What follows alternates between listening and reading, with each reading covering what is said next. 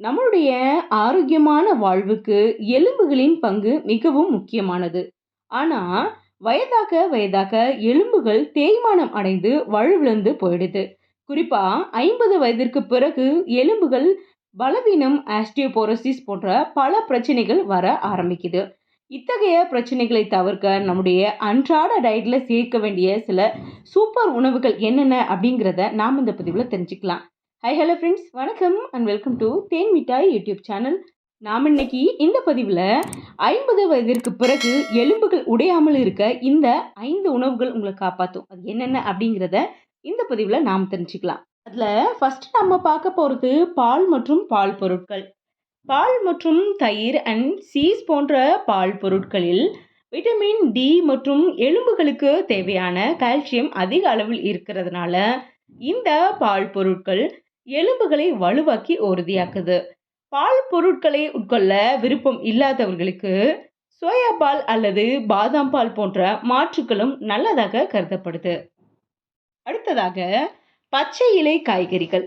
கீரை, வெந்தயம், கடுகு கீரை, பசலக்கீரை, பிற பச்சை இலை காய்கறிகள் ஆகியவற்றில் விட்டமின் கே, கால்சியம் மற்றும் மெக்னீசியம் ஆகிய எலும்பின் கட்டமைப்புக்கு தேவையான அனைத்து சத்துக்களும் இருக்கிறதுனால 50 வயதை கடந்தவர்கள் அவசியம் அவங்களுடைய அன்றாட உணவுல இந்த வகையான கீரை வகைகளை சேர்த்துக்கொள்ள வேண்டியது அவசியமா இருக்கு.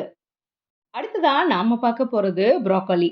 புரோக்கோலியில விட்டமின் கே, ஃபோலேட் ஆகிய எலும்பு அடர்த்திக்கு தேவையான சத்துக்களும் மற்றும் சூப்பர் ஃபுட்டா காயாகவும் இந்த புரோக்கோலி இருக்கிறதுனால இதை சாப்பிட பலவிதமான ஆரோக்கிய நன்மைகள் நம்மளுடைய உடம்புக்கு கிடைக்குது. அடுத்ததா நாம பார்க்க போறது கொட்டைகள் மற்றும் விதைகள்.